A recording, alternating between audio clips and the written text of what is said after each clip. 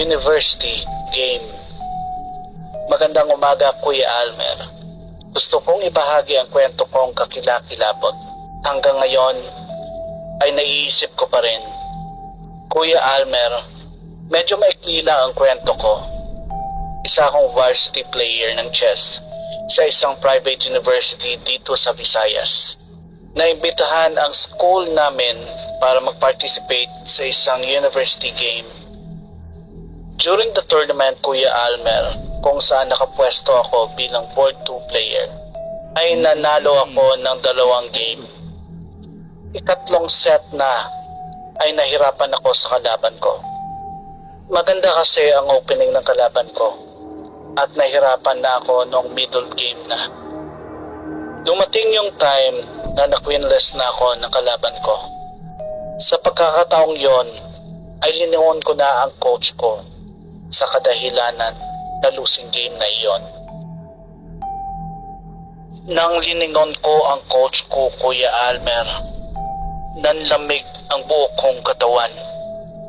Hindi dahil tagilid na ang laro ko, kundi nakita ko ang coach ko na walang ulo. Siya talaga iyon, Kuya Almer.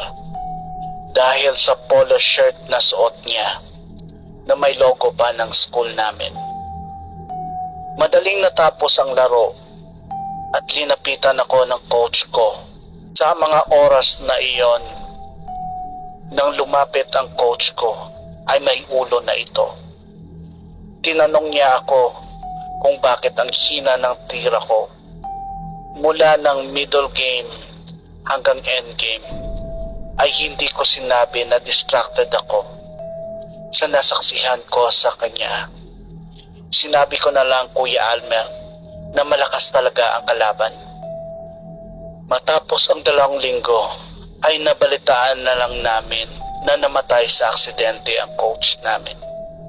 Hanggang ngayon, nagsisisi pa rin ako na hindi ko sinabi sa coach ko kung ano ang nasaksihan ko sa kanya.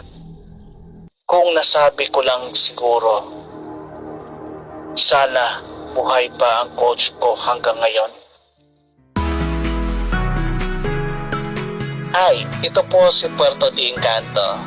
Paki-heart and share na po ang video natin. At don't forget to subscribe to our channel, Puerto de Encanto. Nasa YouTube din po at Facebook. Maraming salamat po. Hanggang sa uli.